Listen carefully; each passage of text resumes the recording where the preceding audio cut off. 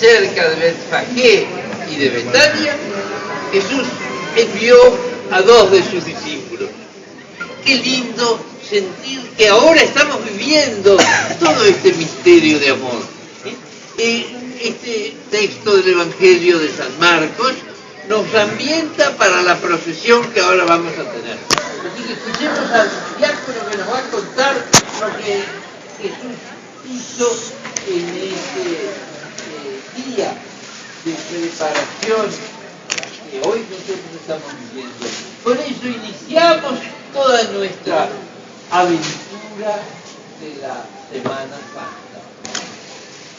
Vayan al pueblo que está enfrente y al entrar encontrarán un asno atado, que nadie ha montado todavía. Desátenlos y tráiganlo. Y si alguien les pregunta, ¿qué están haciendo?, respondan: el Señor lo necesita y lo va a devolver enseguida. Ellos fueron y encontraron un asno atado cerca de una puerta, en la casa, y lo desataron. Algunos de los que estaban allí le preguntaron: ¿qué hacen? ¿Por qué desatan ese asno? Ellos respondieron como Jesús les había dicho, y nadie los molestó. Entonces lo llevaron al asno, pusieron sus mantos sobre él y Jesús montó. Muchos extendían sus mantos sobre el camino, otros los cubrían con ramas que cortaban en el campo. Los que iban delante y los que seguían a Jesús gritaban: Hosana, bendito el que viene en nombre del Señor. Repitan eso. Hosana, bendito el que viene en nombre del Señor. Bendito sea el Rey que ya viene, el reino de nuestro Padre David. Bendito sea el Rey que ya viene, el reino de nuestro Padre David. Hosana en las alturas. Hosana en las alturas. Palabra de Dios. Palabra de Dios. Cantamos eso, bendito el que viene en el nombre del Señor.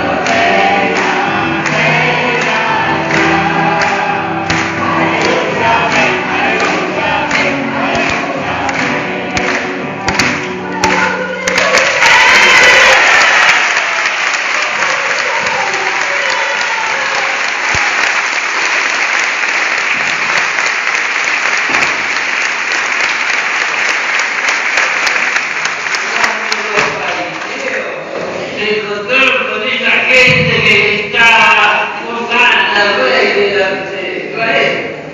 Decían, maestro, reprende a los discípulos, ¿cómo así que están quitando todo esto? Si esto se cae, van a quitar las piedras. Bueno, me parece que ahora se cumplió la profecía.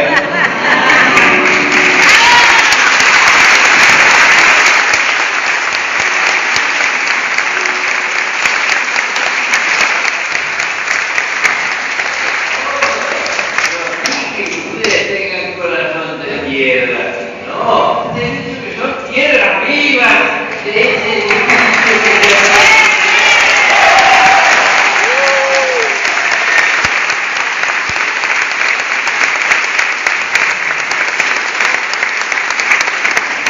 y al jefe de todos nosotros que yo le puse sobre el nombre de piedra, doy paz.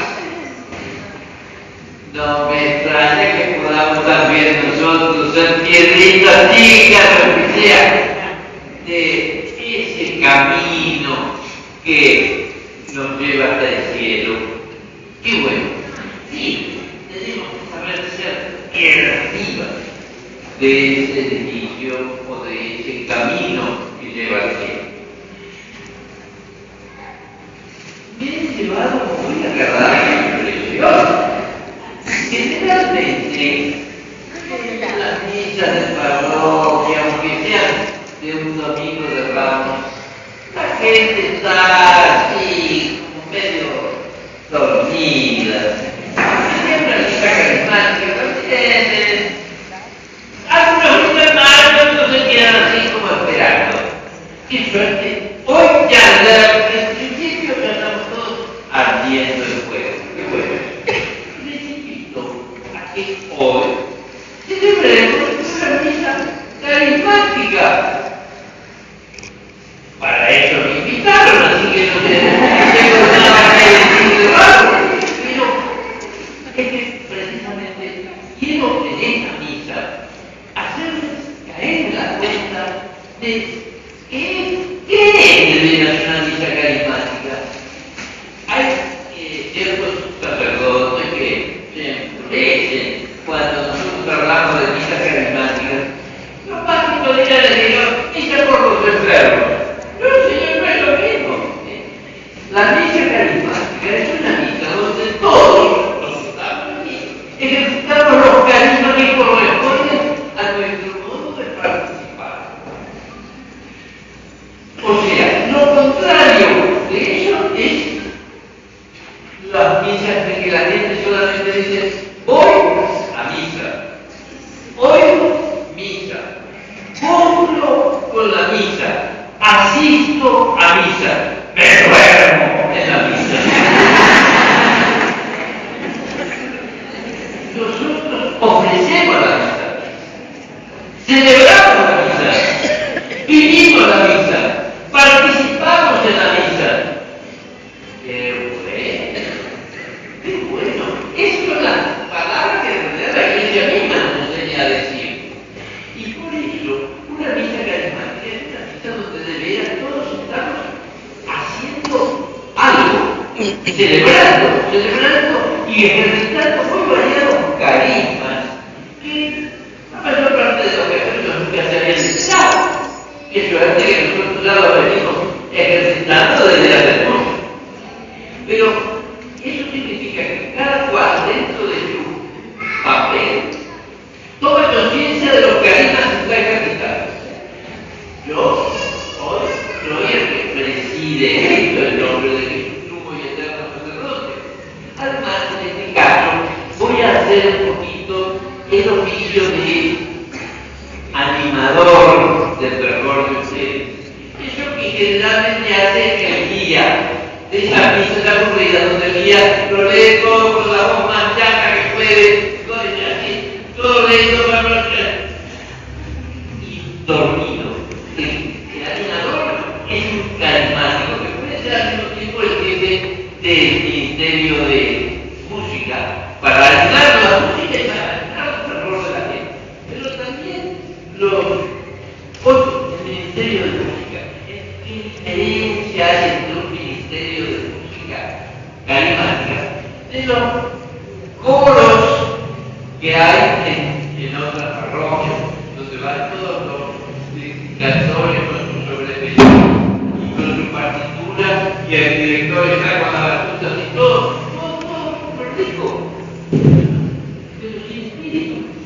El Ministerio de Música no pretende hacer un concierto, pretende que nosotros estemos unidos, enfervorizados, cantando, aunque desafinemos un poquito, pero que seamos capaces de sentir que somos un pueblo de alabanza. Ese es el Ministerio de Música. Pero también nosotros, que tienen sus distintos ministerios, los ministros de la comunión, los ministros para la recolección de las ofrendas, los que han estado encargados de organizar y atender y colocar a la gente en sus lugares. Y bueno, ¿cuántos ministerios? Pero yo de un modo especial pretendo dedicarme a los carismas del pueblo fiel. Esos carismas son los menos conocidos o tratados. Eso es lo que quiero que ustedes asuman bien para decir, pues expliquen ustedes a sus familiares y a todos los otros que no están ahora aquí.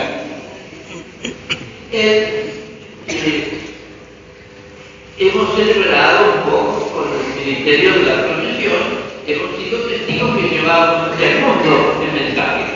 Otras veces se hace toda la celebración penitencial en el primer momento, que es un tema muy importante dentro del ministerio, el carisma de arrojar demonios, el carisma de liberar. Es el primero que recitamos cuando celebramos una misa, cuando decimos, Señor, ten piedad, es pedirle a Dios que nos saque de encima todas las mufas y todo el criterio mundano que traíamos de la vida cotidiana. Señor, ten piedad. Ahora que nos han juntado, Señor, ten piedad. Pero hoy la misa comienza por el carisma de interceder. La oración con que solemnemente comienza hoy la misa. Y por eso nosotros primero oremos y después se calla. Ese silencio es especialísimo para que ustedes se sientan ahora en un momento para orar así íntimamente a ese Diosito que yo llevo dentro.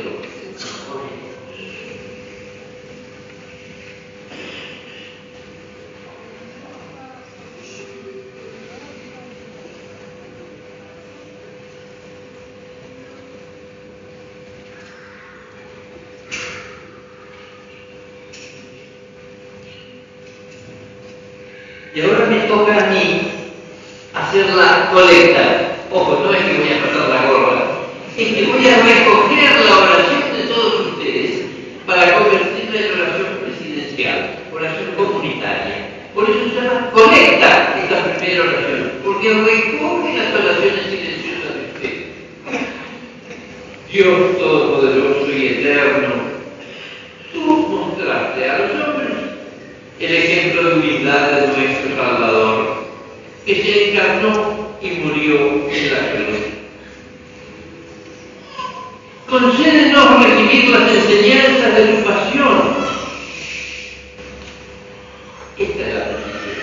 Concédenos recibir las enseñanzas de su pasión, para poder participar un día de su gloriosa resurrección. ¡Qué linda petición! Concédenos vivir la pasión y proyectarnos hacia la resurrección.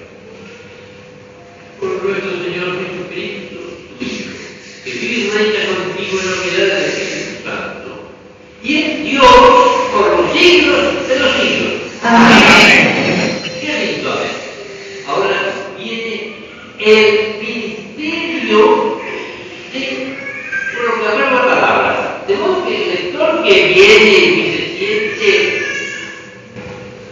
megáfono de un profeta o de un apóstol tiene que asumir que está proclamando la palabra de Dios, no que está leyendo una cosa que aburrida ni siquiera sabe lo que dice, sino que en ese momento está proclamando la palabra. Miren qué ministerio carismático grandioso.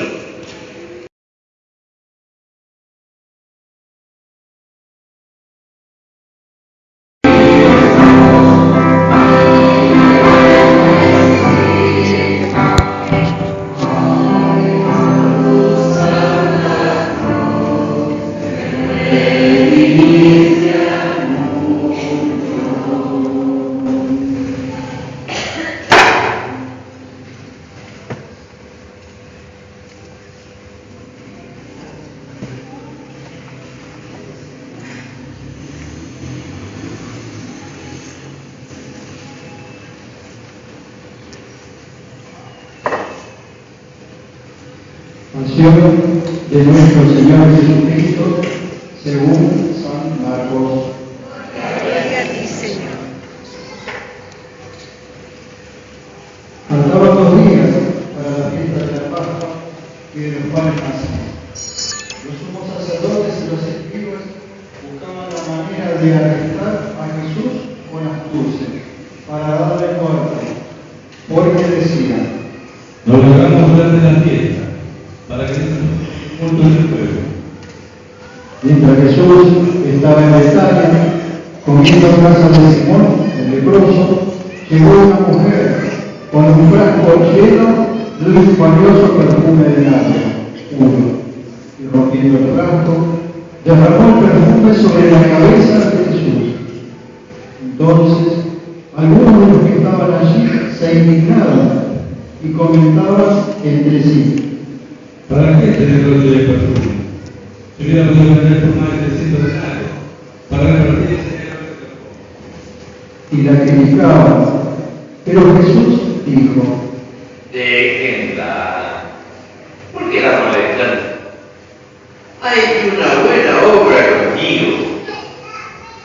A los pobres los tienen siempre con ustedes y pueden hacerles el bien cuando quieran. Pero a mí no me tendrán siempre. Ella hizo lo que podía.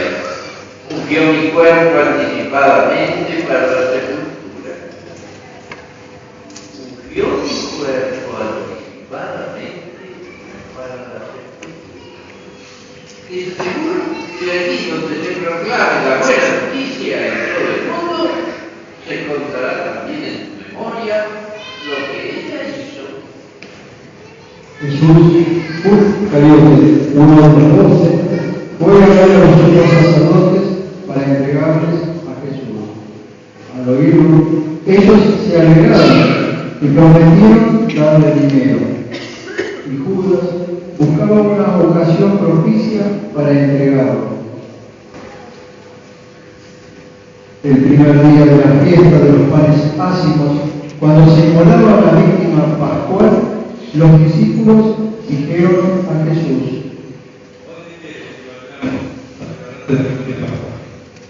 Él envió a 2 de sus discípulos diciéndole: Vayan a la ciudad, allí se encontrarán con un hombre que lleva un cántaro de agua.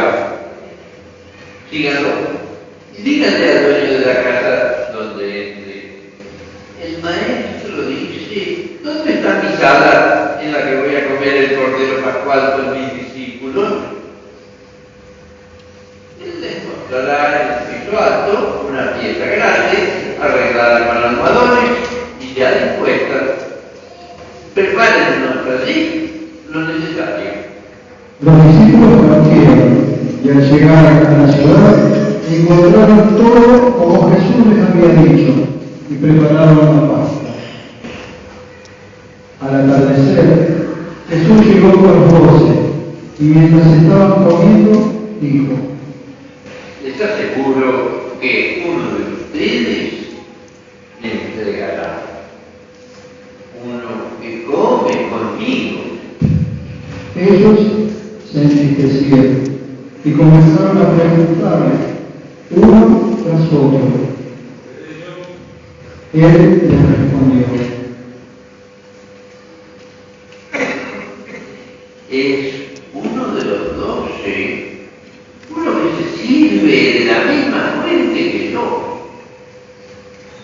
El Hijo del Hombre se va, como está escrito de él, pero ay, aquel por quien el Hijo del Hombre será entregado, más le valdría no haber nacido.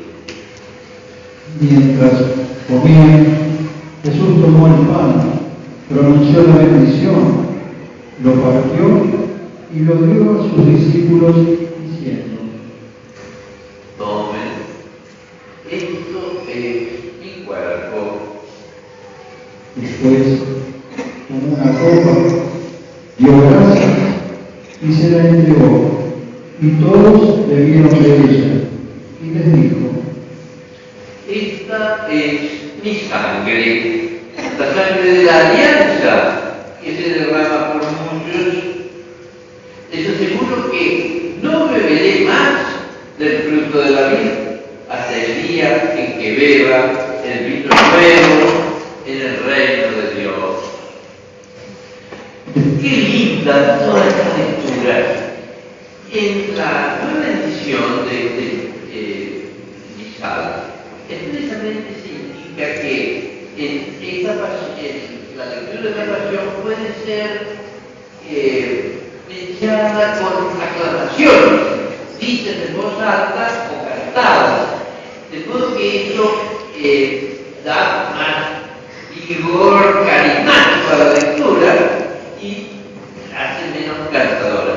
También es abierto que los que necesiten pueden ponerse sentados y seguir la lectura sentados para no cantarse sin necesidad. Pero los que quieran seguir tienen que no.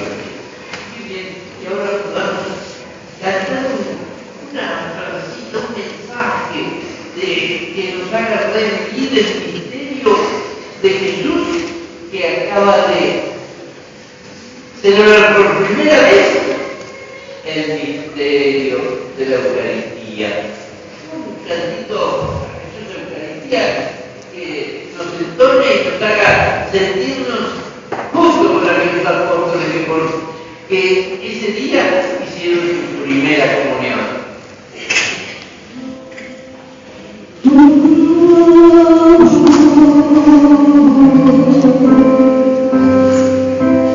Te alabamos, Cristo Señor.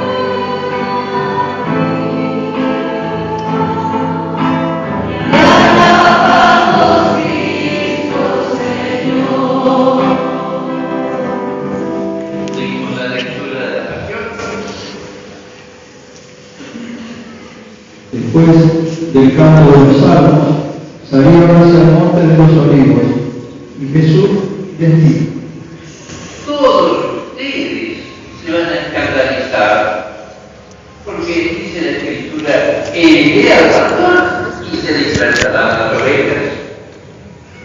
Pero después que yo resucite, iré antes de ustedes a Galilea.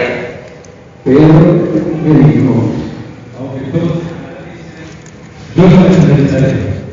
Jesús le respondió: Te aseguro que hoy, esta misma noche, antes que cante el gallo por segunda vez, me habrá negado 3 veces. Pero él insistía.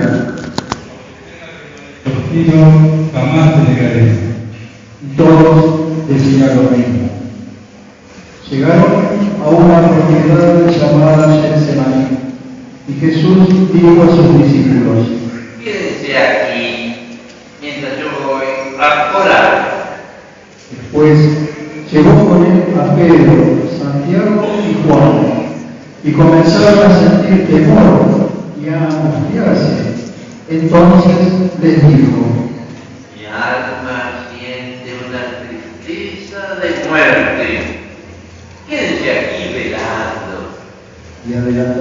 poco se postró en tierra y rogaba que, de ser posible, no tuviera que pasar por esa hora, y decía: Papá, todo te es posible.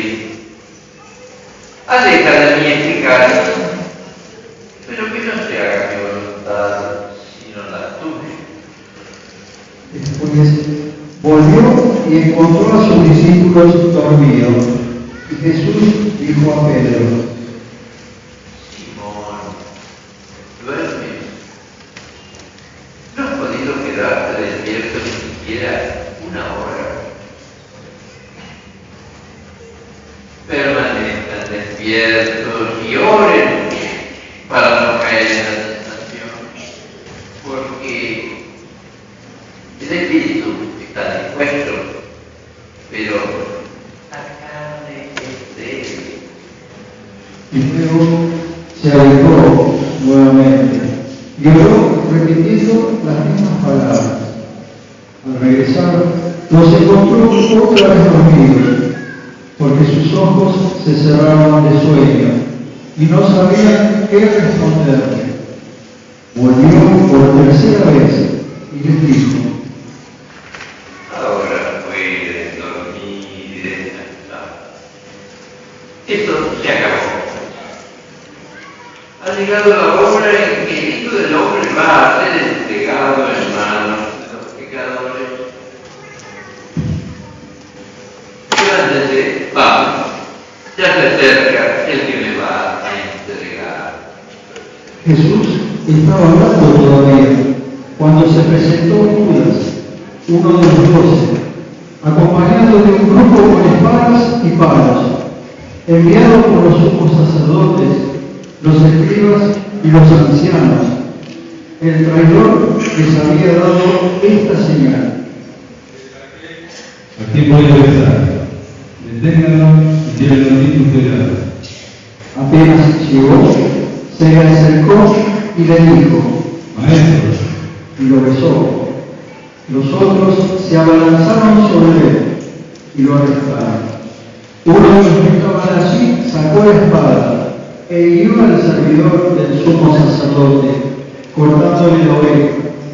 Jesús le dijo: Como si fuera un bandido, han salido a arrestarme con espadas y palos. Todos los días estaba entre ustedes enseñando en el templo y no me arrestaron. Pero esto sucede para que se cumplan las escrituras. Entonces todos lo abandonaron y huyeron.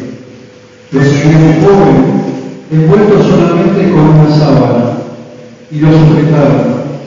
Pero él, dejando la sábana, se escapó desnudo. Hagamos otra pausa para hacer una reclamación. Pero de paso, quiero hacer totalmente detallado. Solamente en el Evangelio de San Marcos se cuenta este detalle insignificante. Pero me gusta ese muchachito que se acercó a Jesús. No se atrevió a defenderlo al mismo día, pero se acercó. Se levantó del que estaba durmiendo, se levantó y se presentó la sábana cuando lo querían agarrar, salió desnudo corriendo. Hay intérpretes que opinan que ese muchachito es San Marcos, el mismo autor del Evangelio. Es el único que puede tener un motivo para contar eso, porque era una cosa insignificante, pero que para él era muy significativa. Es que ese muchacho ya era seguidor de Jesús desde antes, y su familia también. De modo que doña María, la mamá de Juan Marcos, era cristiana muy activa, y la comunidad cristiana después se reunía en la casa de doña María y de Juan Marcos, su hijo. De modo que cuando San Pedro salió de la cárcel sacado por un ángel, fue a donde estaba la comunidad cristiana ya orando por él, golpeó la puerta y dice los señores apóstoles que en lugar de abrir la puerta, ¡es Pedro! No, pero Pedro, ¿qué está Pedro?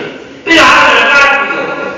Así que llegó San Pedro y después, en distintos momentos también, ese San Marcos, que además era sobrino de Bernabé,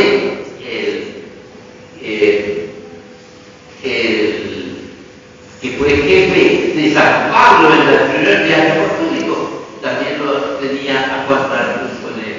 Qué lindo sentir que ese muchachito es también un modelo de lo que pueden ser cualquiera de nuestros hijos o de cualquiera de nuestros jóvenes que siguen haciendo, aunque sea levantándose de la cama y soltando las sábanas de su banda para seguir adelante y después hasta su muerte. Juan Marcos siguió siendo un verdadero evangelista. Digamos entonces, con un cantito, pongámonos en fila para continuar. Canto para todos, que sea un canto cortito pero vibrante, eso es lo que se llama una aclamación. Es típica de una buena oracionista carismática que tiene las aclamaciones, sí, bien.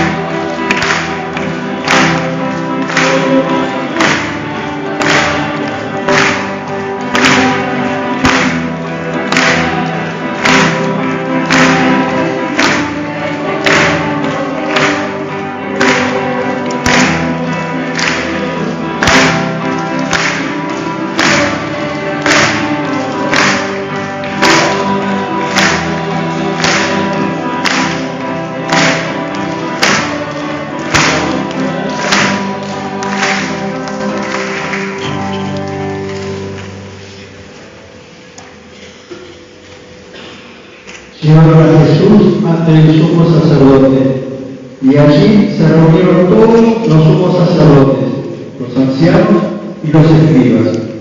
Pedro lo había seguido desde lejos hasta el interior del palacio del sumo sacerdote, y estaba sentado con los servidores, calentándose junto al fuego. Los sumos sacerdotes y todo el Sanedrín buscaban un testimonio contra Jesús, para poder condenarlo a muerte, pero no lo encontraban, porque se presentaron muchos con falsas acusaciones contra él, pero sus testimonios concordaban. Algunos declaraban falsamente contra Jesús. Nosotros nos hemos oído decir: yo destruiré el templo hecho por la mano del hombre, y en 3 días volveré a construir otro que no sea hecho por la mano del hombre. Pero tampoco en eso concordaban sus declaraciones.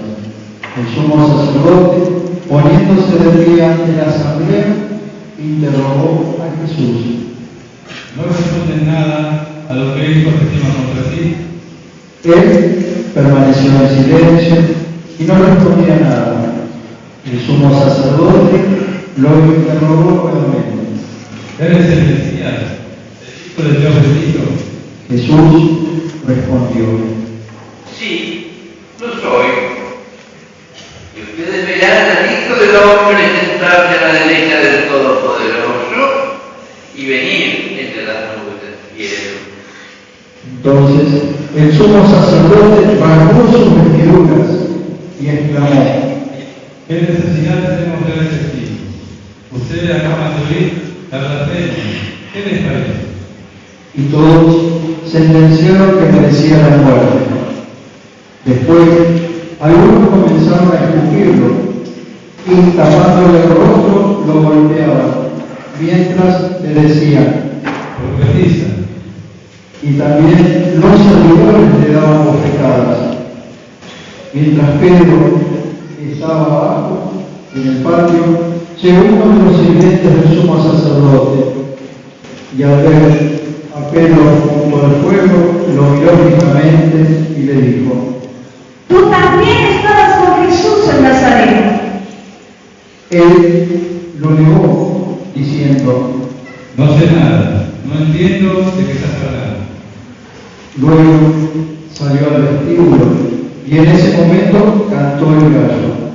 La sirvienta, al verlo, volvió a decir a los presentes: Este es uno de ellos.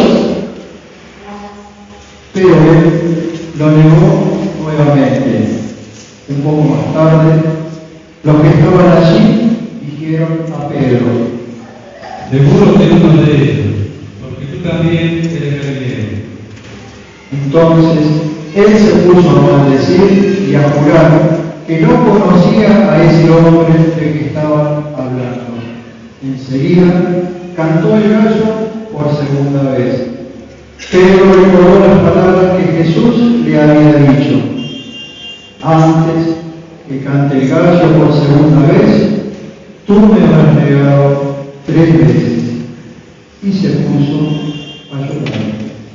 Nosotros no somos capaces de negar que somos discípulos de Jesús. Se nos nota en el habla, como a Pedro se le notaba porque era galileo, tenía su tonada del norte, pero en nuestra conducta se nos nota que somos seguidores de Jesús. Tenemos algo, un poco de chifladura será, o de fervor, que hace que la gente se dé cuenta de que somos discípulos de Jesús. Es bueno que hoy lo empecemos con una aclamación a ese Jesús que seguimos, a ese Jesús que amamos. Tratemos de algo que todos sepan y que grite el amor y el fervor con que estamos ahora preparándonos para esta nueva etapa de la pasión, que es el juicio de Jesús ante el tribunal civil.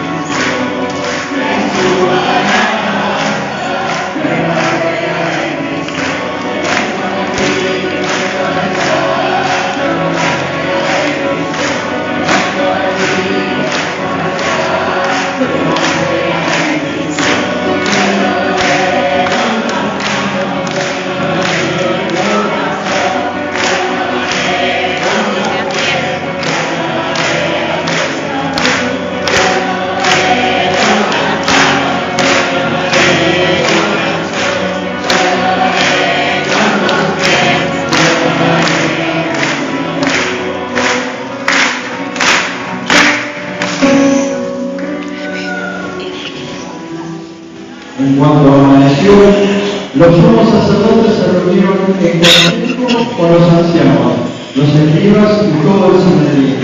Y después de atacar a Jesús, lo llevaron y lo entregaron a Pilato. Este los interrogó. ¿Eres tú el rey de los judíos? Jesús le respondió: Tú lo dices. los sumos sacerdotes multiplicaban las acusaciones contra él. Pilato lo interrogó nuevamente. Nada, mira de todo lo que recusa. Pero Jesús ya no respondió nada más. Y esto dejó muy admirado a Pilato. En cada fiesta, Pilato ponía en libertad a un preso, a elección del pueblo. Había en la cárcel uno llamado Barrabás, arrestado por otros revoltosos que habían cometido un homicidio durante la sedición. La multitud subió y comenzó a pedir el indulto acostumbrado. Pilato les dijo: ¿Quieren que les ponga en libertad al rey de los judíos? Él sabía, en efecto, que los sumos sacerdotes lo habían entregado por envidia, pero los sumos sacerdotes incitaron a la multitud a pedir la libertad de Barrabás. Pilato continuó diciendo: Lo que ustedes llaman rey de los judíos. ellos gritaron de nuevo: Pilato les dijo: ¿Qué manda ella? pero ellos gritaban cada vez más fuerte: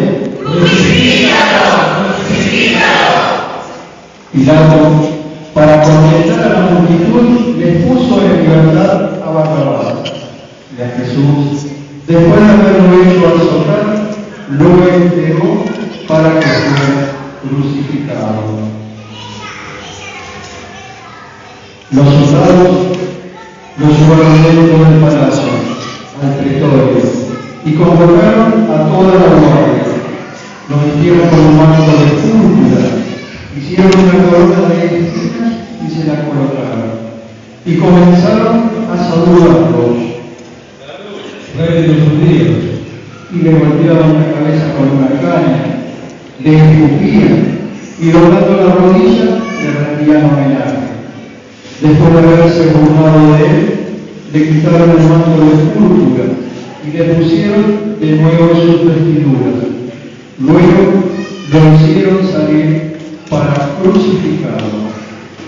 Meditemos un momentito en silencio.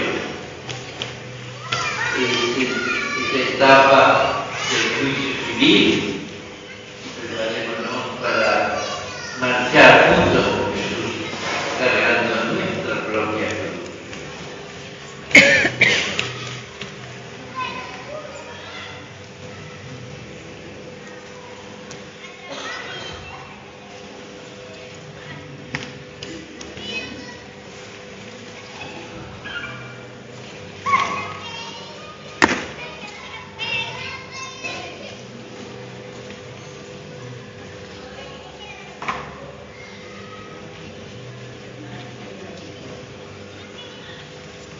Como pasaba por allí Simón de Cirene, padre de Alejandro y de Rufo, que regresaban del campo, lo obligaron a llevar la cruz de Jesús y condujeron a Jesús a un lugar llamado Gólgota, que significa lugar de extraño. Le ofrecieron vino mezclado con mirra, pero él no lo tomó. Después lo crucificaron. Los soldados se repartieron sus vestiduras sorteándolas para ver qué le tocaba a cada uno. Ya mediaba la mañana cuando lo crucificaron. La inscripción que indicaba la causa de su condena decía: el rey de los judíos. Con él crucificaron a dos martillos, uno a su derecha y el otro a su izquierda.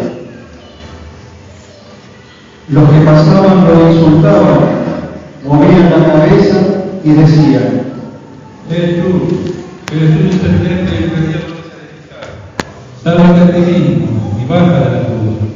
De la misma manera, los sumos sacerdotes y los escribas se burlaban y decían entre sí: Ha salvado a otros y no puede salvarse a sí mismo. Es el Mesías, el Rey de Israel.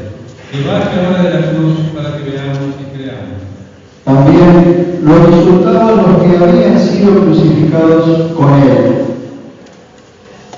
Al mediodía se oscureció toda la tierra hasta las 3 de la tarde, y a esa hora Jesús exclamó en alta voz: Eloi, Eloi, lema sabachthani. que significa: Dios mío, ¿por qué me has abandonado? algunos de los que se encontraban allí al oírlo dijeron: Me está llamando a Elías.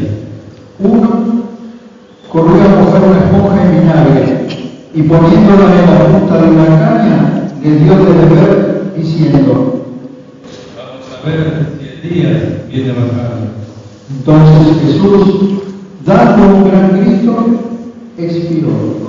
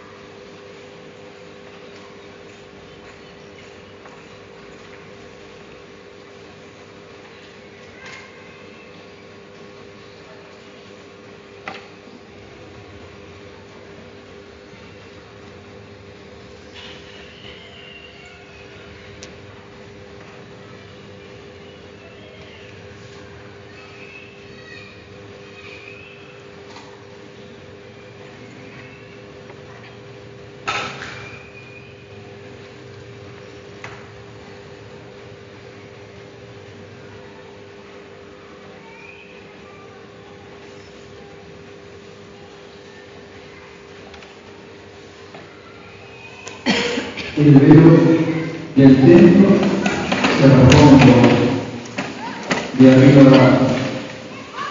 Al verlo terminar así, el centurión que estaba frente a él exclamó: Verdaderamente, este hombre era hijo de Dios. había también allí algunas mujeres que miraban de lejos.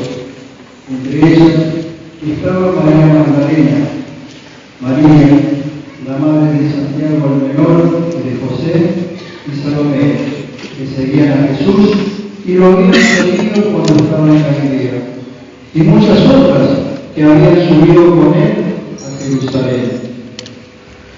Era un día de preparación, es decir, víspera del sábado. Por eso, al atardecer, José de Arimatea, miembro notable del Sanedrín, y también esperaba el reino de Dios, tuvo la audacia de presentarse ante Pilato para pedirle el cuerpo de Jesús. Pilato se asombró de que ya había muerto. Hizo llamar al centurión y le preguntó si hacía mucho que había muerto. Informado por el centurión, entregó el cadáver a José. Este, con una sábana, bajó el cuerpo de Jesús, lo envolvió en ella y lo depositó en un sepulcro cavado en la roca. Después hizo rodar la piedra a la entrada del sepulcro. María Magdalena y María, la madre de José, miraban dónde lo había puesto. Palabra del Señor.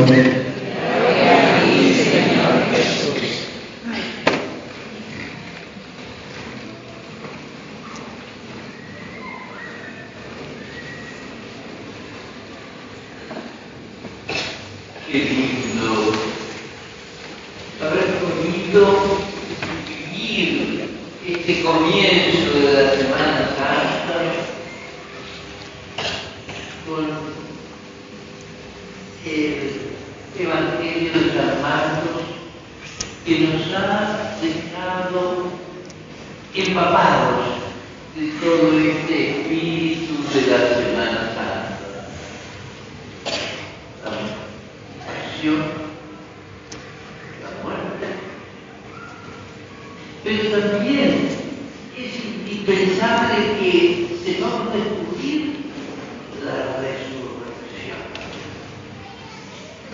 Jesús fue glorificado, o sea, exaltado y participó de toda la gloria que como Hijo de Dios había tenido siempre junto al Padre, desde el instante de su muerte. En ese mismo instante comenzó su glorificación, su exaltación a los cielos.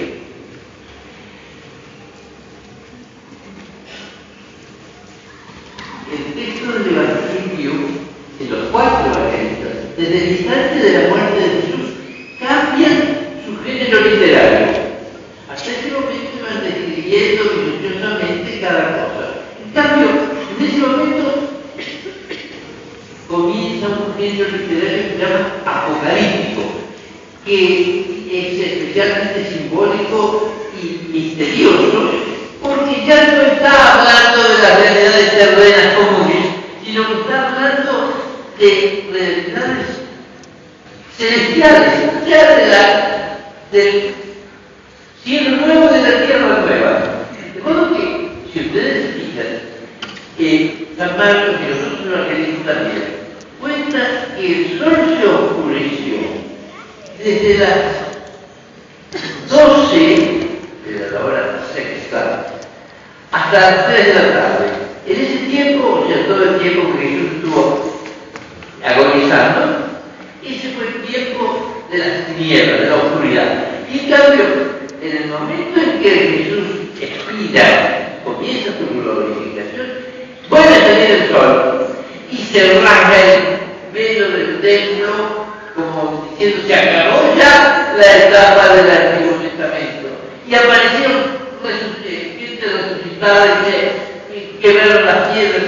Esa expresión como de terremoto y de resucitados aparecidos, en realidad no ocurrió en ese momento, pero para los evangelistas no importa cuándo es comenzar a mostrar el triunfo de Cristo que ha muerto, que parece que quedó derrotado, y justamente en ese momento empezaba su triunfo, cuando los judíos leían ahí en el cartel que estaba colgado en la cruz: este es Jesús Nazareno, rey de los judíos. Tendrían que burlar, mirá que rey, pobre tipo, está reinando en su carácter. Jesús estaba triunfando, venciendo a todos los ejércitos infernales en ese momento en que moría y que triunfaba para comenzar la etapa gloriosa de su vida eterna, sentado a la derecha del Padre. Y fue a ejercitar su papel de redentor también con todos esos que estaban esperando el momento de la redención en el seno de Abraham, o lo que llamamos los infiernos, o sea, eso que la imaginación popular pone como bajo tierra, el reino de los muertos que estaban esperando para poder entrar al cielo con Cristo resucitado.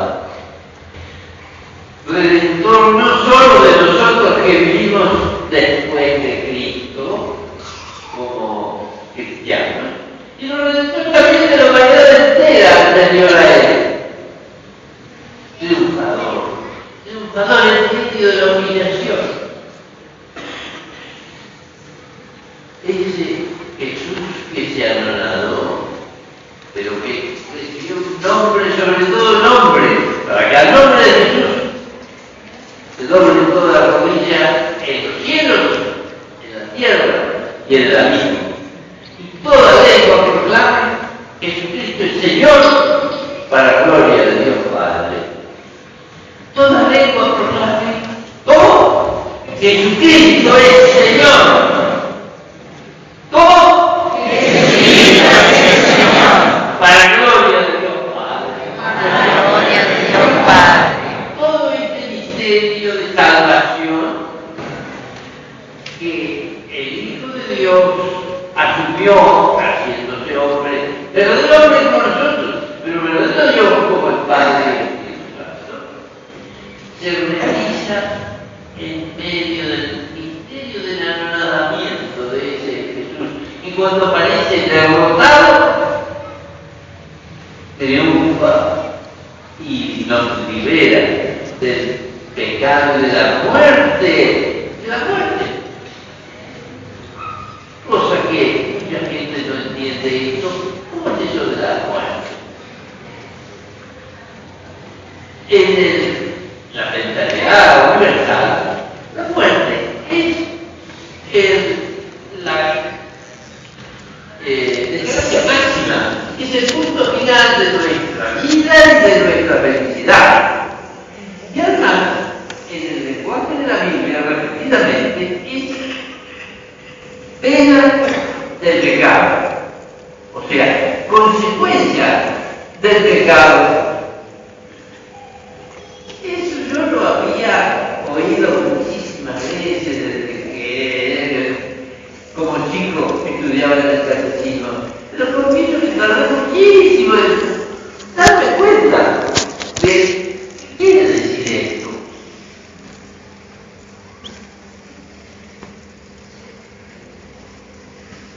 Cuando una persona vive en pecado mortal, decimos que está muerta porque no tiene vida divina.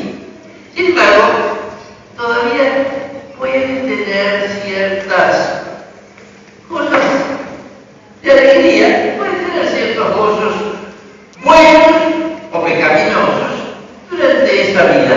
Y además todavía cabe la posibilidad de que se arrepienta y de que recupere su vida divina.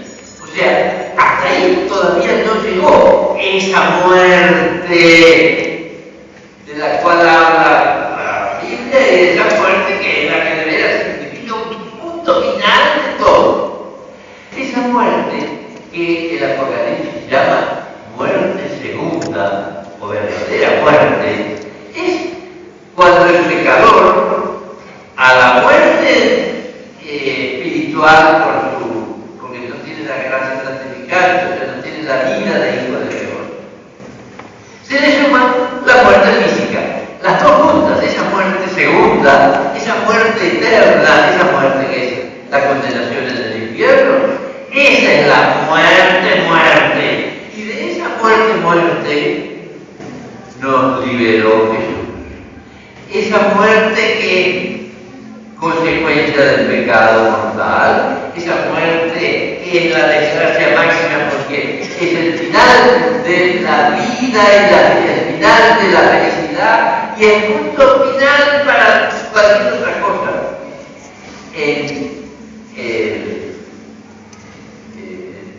La Divina Comedia del Arte, en la puerta del infierno hay un letrero que dice: abandonad toda esperanza vosotros que estáis aquí. O sea, en el infierno ya no queda nada de esperanza. Pero Jesús nos liberó a nosotros de esa muerte segunda. Nosotros estamos resucitados desde el bautismo, comenzó en nosotros ya la vida divina. Repetidas veces dice Jesús en el Evangelio de Juan: ustedes ya tienen la vida divina. El que cree en mí, el que come mi carne, que está conmigo, tiene vida eterna. O sea, ya tenemos esa vida que ha de continuarse eternamente junto a todos los santos en el cielo. Qué lindo saborear esto. Qué lindo sentir que de veras Jesús nos liberó de la segunda muerte, de la verdadera muerte definitiva y que es castigo del pecado, consecuencia y desgracia provocada por el pecado. Jesús nos liberó. Así que esa muerte que generalmente meditamos con tristeza y un poco con sentimiento de fracaso y de perdición, ay pobre, todos llorando y desesperados con las lamentaciones de Jeremías.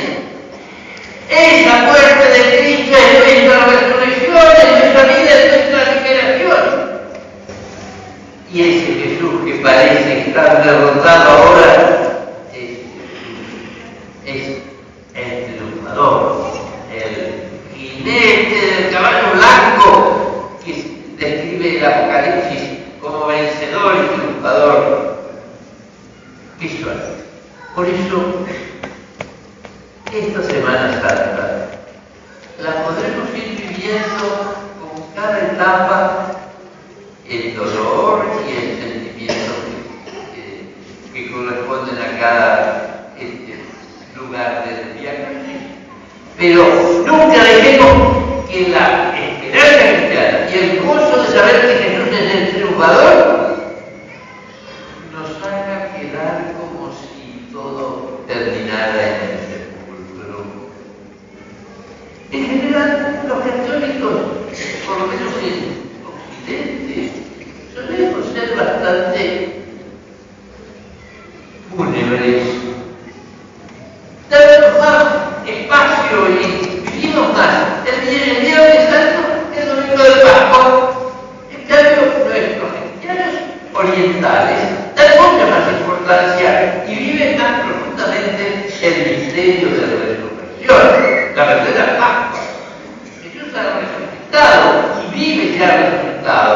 De modo que aunque recordemos una vez más su pasión, no tenemos derecho a estar imaginando a Jesús como si fuera un muerto. Ni tampoco tenemos derecho para estar pensando en los santos, cualquiera de los santos de la Iglesia, como si fuera un muerto. Los santos, los que se han realizado, todos los que están en el cielo, están vivos y con nosotros en el cielo. Por eso, gloria a Dios, que es glorioso en sus santos.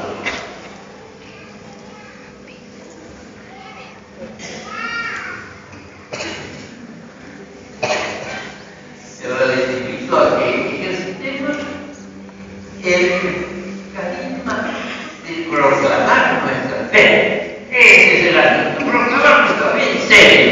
Los que de veras tienen fe y son capaces de proclamarla gritándola ante el mundo o confirmándola con su propia sangre, entonces tienen derecho a decir conmigo, creo. Padre Todopoderoso, Creador del cielo y de la tierra, creo en Jesucristo, su único Hijo, nuestro Señor, que fue concebido por obra y gracia del Espíritu Santo, nació de Santa María Virgen, padeció bajo el poder de Poncio Pilato, fue crucificado, muerto y sepultado, descendió a los infiernos. Al tercer día resucitó entre los muertos, subió a los cielos, está sentado a la derecha de Dios Padre Todopoderoso. Desde allí puede venir a juzgar a los vivos y a los muertos. Creo en el Espíritu Santo, la Santa Iglesia Católica, la comunión de los santos, el perdón de los pecados, la resurrección de la carne, la vida eterna. Amén. Ahora vienen dos carismas preciosos y muy típicos de un buen carismático. El carisma de interceder por todas las grandes necesidades de la Iglesia, del mundo, de la patria. Les invito a que esas peticiones las hagan uno por vez, breve, con voz clara y fuerte, y todos responden amén. De modo que se oiga cada petición y todos nos sumemos a esa petición. Después viene otro carisma muy típico de los carismáticos, el carisma de dar. Esa ofrenda que se da para las actividades de la Iglesia o para la beneficencia de los pobres, todo eso es carisma, el carisma de dar, así lo llama San Pablo. Y todavía podemos sumar el carisma de los recaudadores, los que pasan la bolsa para recibir la ofrenda de los otros. ¿Qué notable? Es un verdadero carisma, o sea, es una gracia del Espíritu Santo, esto de que esa plata que es plata del mundo pecador, que muchas veces se cuente de trampas, de coimas, de sobornos, de todo eso que se hace con la plata, por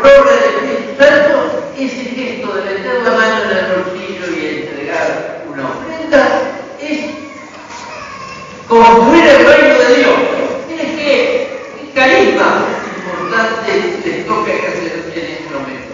Construir a través de estas monedas de los billetitos, qué bueno, construir el reino de Dios. Gloria a Dios por ello. Y ahora, A cada intención respondemos, amén. Padre de bondad, te pedimos por la Santa Iglesia, para que llevas siempre con la mirada puesta en Cristo, aprendiendo su cruz, hacer una oración para todos los hombres y para que en su mensaje nos reconozcamos a Él, nuestro Rey y Señor, que en ella vive y actúa. Oremos. amén. Por la renovación carismática. Amén. Por los jóvenes. Amén. Por los niños. Amén. Por las familias. Amén. Por la paz, chicos. Amén. Por los profesionales. Amén. Por los enfermos.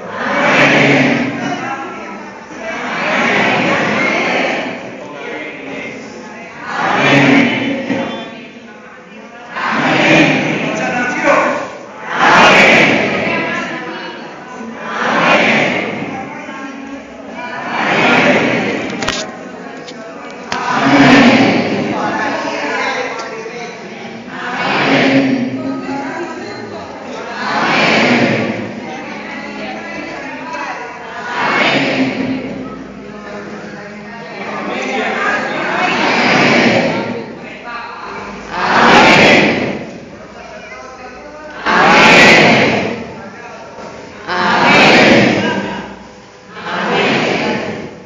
Por la recuperación de Marcela.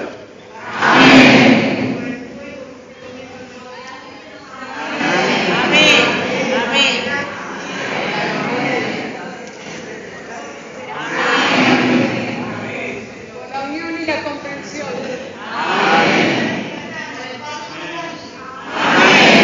Como nunca podremos terminar la lista, Espíritu Santo, Espíritu de vida y amor, pon en nuestra boca esos gemidos inefables que el Padre Celestial sabe interpretar como la intercesión del Espíritu en favor de los santos.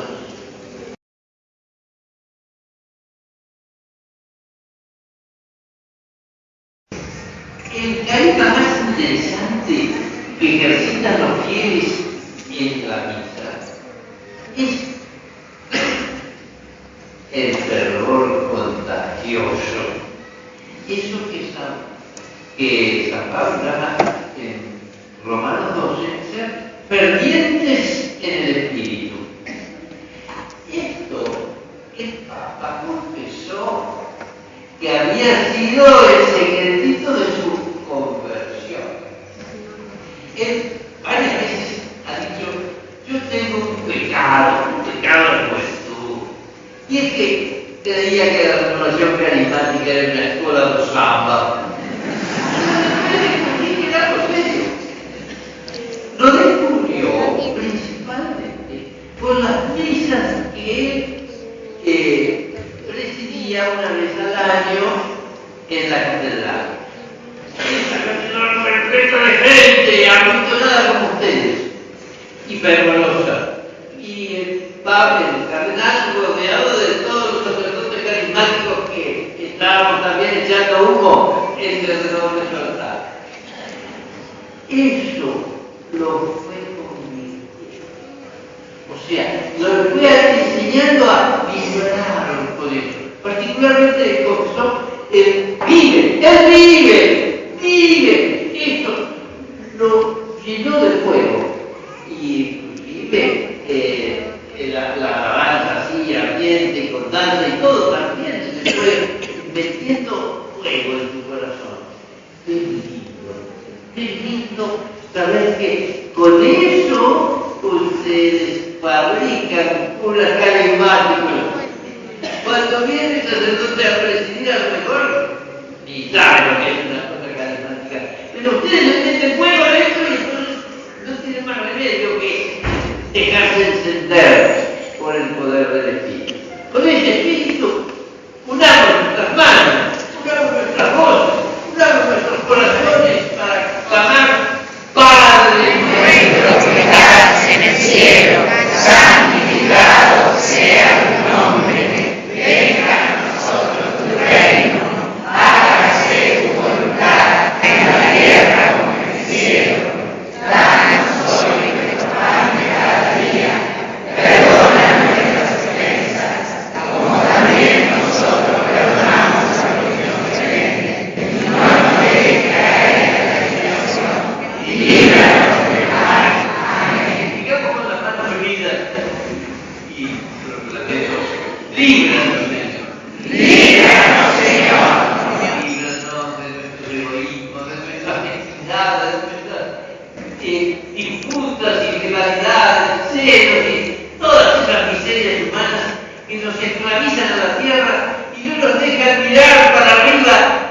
esperando la gloriosa venida de nuestro Salvador Jesucristo.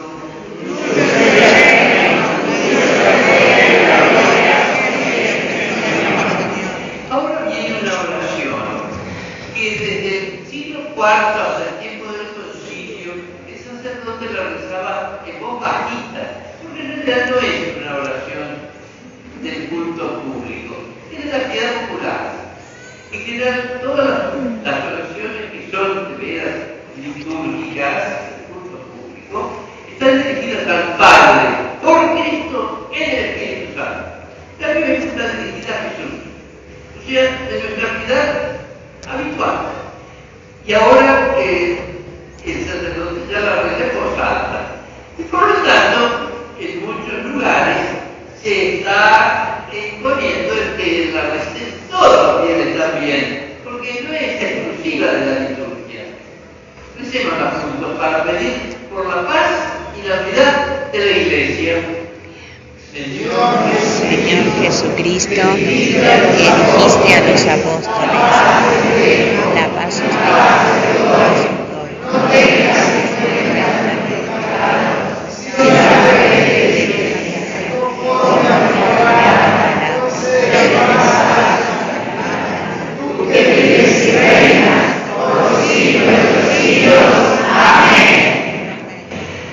Y ahora un carisma que a los carismáticos nos gusta mucho. Y por eso Juan Benedicto XVI muchas veces nos retaba porque alborotamos mucho cuando damos el saludo de paz.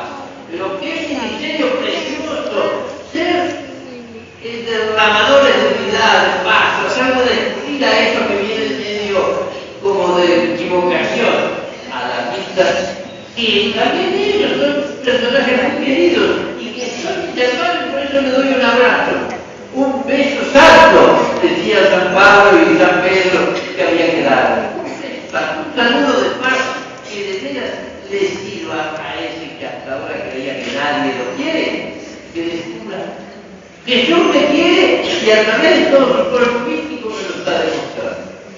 Sin alborotar mucho, dando por lo menos la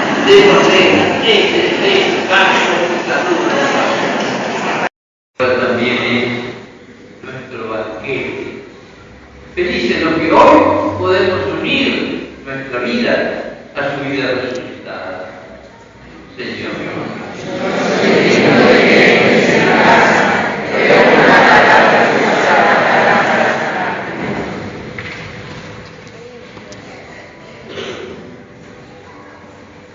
Padre, dirige tu mirada sobre esta familia tuya, por la cual nuestro Señor Jesucristo no dudó en entregarse a las manos de los verdugos y sufrir el suplicio de la cruz.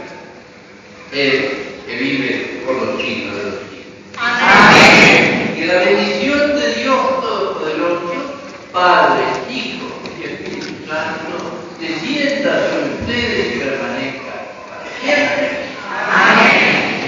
Todavía pueden quedarse para seguir con todas estas devociones carismáticas, porque los carismáticos nunca terminamos en cuanto estamos saboreando la gloria de Dios. Pero yo tengo que retirarme, así que todavía el último carisma es el especial. La palabra misa quiere decir envío, misión. Y ese es el carisma más importante. Ustedes han venido aquí nada más que a cargar nafta, como a una estación de servicio, para después ir a excitar todos sus peligros en el mundo que los desafía. Qué bueno. Una misa carismática es para cargar nafta, para llenarse de carismas, llenarse de terror, llenarse de fe, de esperanza, de amor, para incendiar al mundo entero.